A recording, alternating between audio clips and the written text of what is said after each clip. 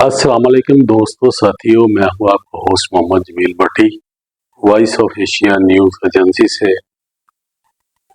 पाकिस्तान की तारीख कुछ इस तरह है। जब पाकिस्तान आज़ाद हुआ था तो उस टाइम काफ़ी मुश्किलात थी। इतनी मुश्किलात थी कि लोग दो दो दिन तीन तीन दिन भूखे भी सोए, क्योंकि वो आज़ादी की जंग लड़के आए थे। उनके पास वसाइल नहीं थे, जगह का भी नहीं पता था कहाँ से क्या मिलना है, क्या करना है। वो दिन बहुत बुरे गुजरे। उसके बाद आहिस्ता आहिस्ता आहिस्ता आहिस्ता पाकिस्तान ने तरक्की की तरफ कदम रखा। जब तरक्की की तरफ चल पड़े तो पाकिस्तान को खुशहाली की तरफ लेके जाना शुरू हो गए। इंडिया से जो लोग आए थे पाकिस्तान में, उन्होंने फिर इसको अपना घर बना लिया, क्योंकि घर ही ये था। अपनी जायदादें छोड़ के आ गए, अपनी कारोबार छोड़ के आ गए। लेकिन उन लोगों ने आगे पाकिस्तान के कारोबार यहाँ पे भी सेट कर लिए। जिसके पास जो लाइन थी वही लाइन पे वो चल पड़ा। कोई किसान था तो उसने खेती बाड़ी शुरू कर दी, कोई लोहार था तो उसने लोहे का काम शुरू कर दिया, कोई तरखान था तो उसने वो काम शुरू कर दिया। हत्ता कि जितने भी हुनरमंद लोग थे उन्होंने अपना काम शुरू कर दिया और पाकिस्तान को आहिस्ता आहिस्ता आहिस्ता तरक्की की रास्ते पे ले गए। 60 का दौर था पाकिस्तान में। पाकिस्तान वो मुल्क है जिसने जर्मन को भी कर्जा दिया हुआ है, याद रहे। जो आज की एक मईशत की रीढ़ की हड्डी है, जापान को भी कर्जा दिया हुआ है जो मईशत की एक रीढ़ थी। और चाइना जो इस टाइम तकरीबन दुनिया की पहली या दूसरे नंबर पर मईशत है, पीको फैक्ट्री में हुनर सीखते थे। पाकिस्तान ने अपनी आहिस्ता आहिस्ता आहिस्ता आहिस्ता तरक्की की मंजिलें तय कर ली। उसके बाद दौरे हुकूमत आ गया अयूब खान का और भुट्टो का, मोहतरमा फातिमा जिन्ना का। इन लोगों की चपकलशों में अवाम का गला दबना शुरू हो गया। अयूब खान भी चले गए, अमेरिका से मुआहदे वगैरह किए उन्होंने, जो आपके सामने है सारे। लेकिन अयूब खान के वक्त में वाहिद वो वक्त था जहाँ पे 2 बड़े डैम बने थे, जिसकी बदौलत आज भी हम वहां से एनर्जी ले रहे हैं। उसके बाद जुल्फकार अली भुट्टो का दौर आ गया, यहिया खान का दौर आ गया, पाकिस्तान 2 लख्त हो गया। उसके बाद भुट्टो का दौर आ गया।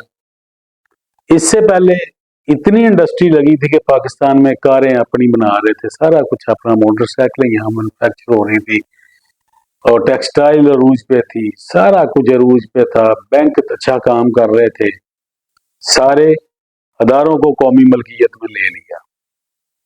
और पाकिस्तान की तरक्की और बर्बादी जो है ना, इस दौर से शुरू हुई। गवर्नमेंट एम्प्लॉयर हो गए, मर्जी से आना मर्जी से जाना।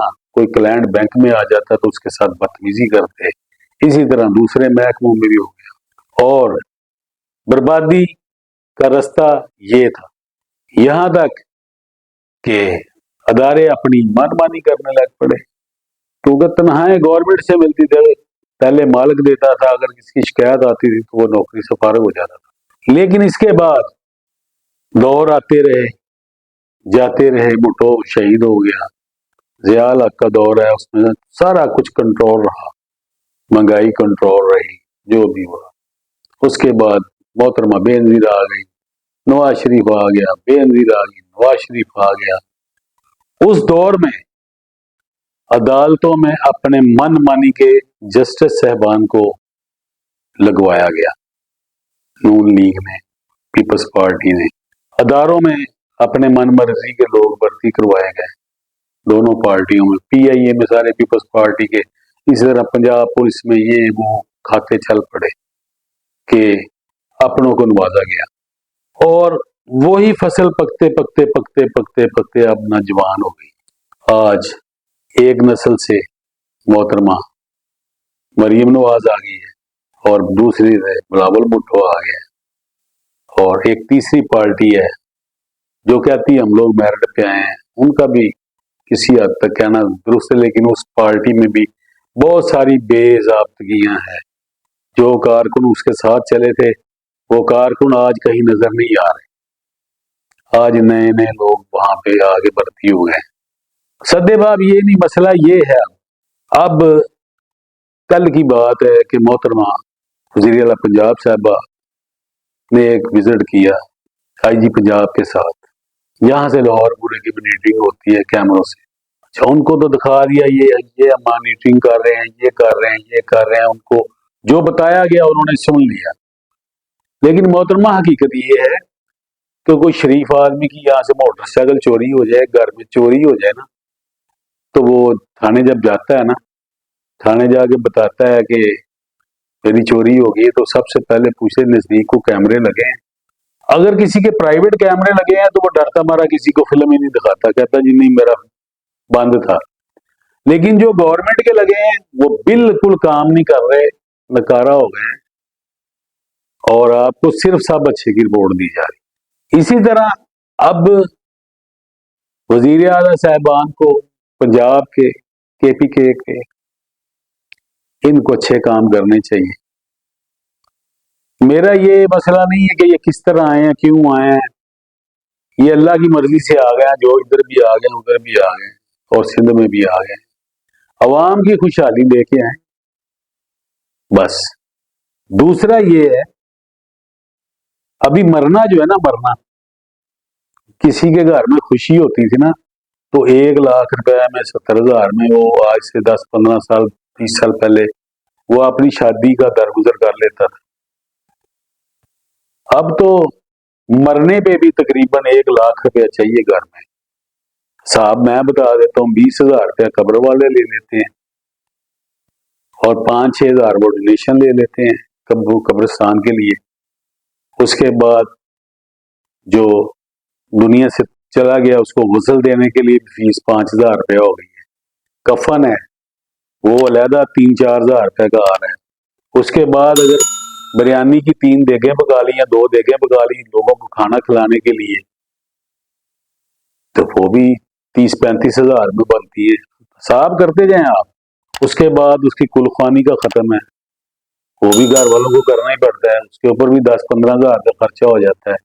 پھر گھر میں آتے ہیں مہمان بیٹھتے ہیں، ان کو چائے بھی پلانی پڑتی ہے، ان کو چائے بھی پلانی پڑتی ہے. اس طرح یہ 1,00,000 سے اوپر خرچہ چلا جاتا ہے. جس حالات میں لوگ گزر رہے ہیں ان کے پاس وسائل بالکل ختم ہو چکے ہیں. حکومتوں کو چاہیے کہ ان کے وسائل بڑھانے کے لیے سوچا جائے. پاکستان کی عوام مشکلات سے دوچار ہے، یہ ہمارے وزیر اعلیٰ صاحبان کو پتہ لگنا چاہیے جتنے بھی ہیں، اور ہماری حکومت کو بھی پتہ لگنا چاہیے. آج پاکستان کے وزیر اعظم صاحب بھی 1 مارچ ہے، وہ بھی میرے خیال حلف اٹھا لیں گے. لیکن ان لوگوں نے پاکستان کی خوشحالی کے لیے پہلے کچھ نہیں کیا اور نہ اب یہ کچھ کر پائیں گے. ان کو اپنی سیاسی دشمنیاں یاد ہے، اس کے علاوہ ان کو کچھ یاد نہیں ہے. پاکستان کی ترقی کا راز یہی ہے کہ مل بیٹھ کے قانون سازیاں کریں. پاکستان کی خوشحالی کے لیے سوچیں آپ لوگ، اس سے بہتری ہوگی پاکستان کی. اور پاکستان کے تعلیم کے بارے میں سوچیں، اس کی کوئی فیسیں کم کروائیں بیٹھ کے تاکہ غریب کے بچے بھی پڑھ سکیں. ان کے پاس لاکھوں روپیہ نہیں ہے فیسیں دینے کے لیے. دوستوں پروگرام اچھا لگے تو لائک کریں، شیئر کریں، سبسکرائب کریں. انشاءاللہ تعالی باتیں ہوتی رہیں گی. میری طرف سے سب دوستوں کو اللہ حافظ. پاکستان زندہ باد.